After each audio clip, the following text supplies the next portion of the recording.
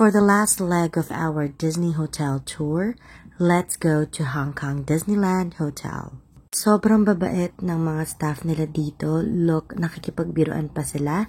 Sila rin ang nag-take ng photos namin. Maraming salamat, Disneyland. Para kang nasa palasyo, ganyan ang itsura ng lobby nila. Pero ang hindi lang maganda is wala ka halos maupuan at sobrang init. Modern ang design na elevator ng Disney Hollywood Hotel.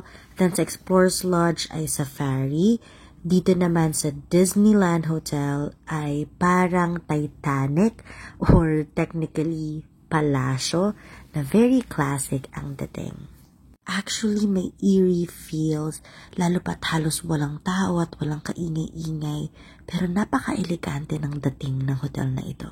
Sobrang kinis at glowing ng sahig nila, nakakadulas na nga.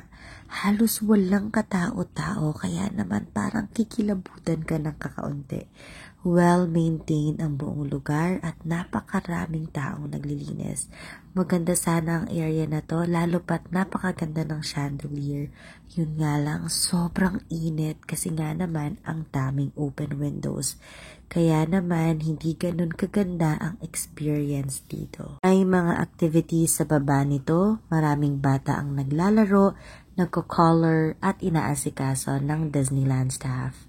Only problem I have here is sobrang init, basang-basa na yung likod ko pagkatapos. Pero sobrang Instagrammable talaga ng lugar na ito, kaya we still did our best and grabbed the opportunity to take photos. Gutom na kami, kaya naman as soon as makita namin itong Crystal Lotus at nalaman naming nagsuserve sila ng rice, ay, naupo na agad kami.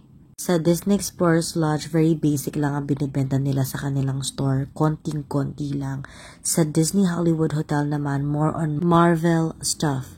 But here in Disneyland Hotel, more on princess stuff. And I believe pwede ka magpa-makeover dito. Overall, maganda ang experience namin sa Crystal Lotus. Though 50-50 ang sarap ng pagkain, hindi lahat masasabi naming 100% sulit sa presyo. Gaya ng 2,000 plus na tea na hindi naman namin in-order pero basta na lang in-offer sa amin at dala-dalawa pa nga ang binigay kahit naman hindi lahat kami ay umiinom. Buti na lang sobrang sarap nitong garlicky dish na to and then also yung rice na to na masasabi ko motivational rice talaga kasi mapapa-work hard ka para lang makabalik rito. And also the siopaw is really good and my mom loves this fish. Probably the best fish we've ever tasted, I swear.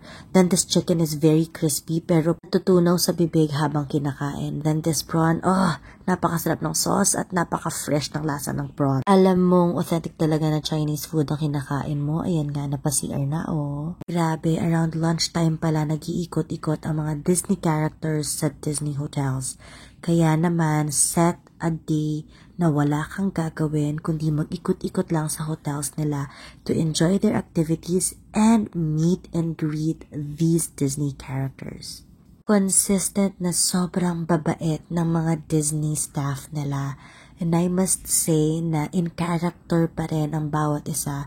They are very patient kahit na sa mga adult na kagaya ko who still want to take photos with them, and I really appreciate them from the bottom of my heart. As I end this vlog, I feel a bit emotional because I can still feel the happiness that Disneyland gave us, and I must say this is the best and most memorable days I ever had. As someone na hindi naman afford manood ng sine at nagbabasa lang ng libro noon, napakasarap ng feeling na finally nakikita mo silang nakalabas na ng libro at talaga namang damang-dama mo yung magic na sinasabi nila rito.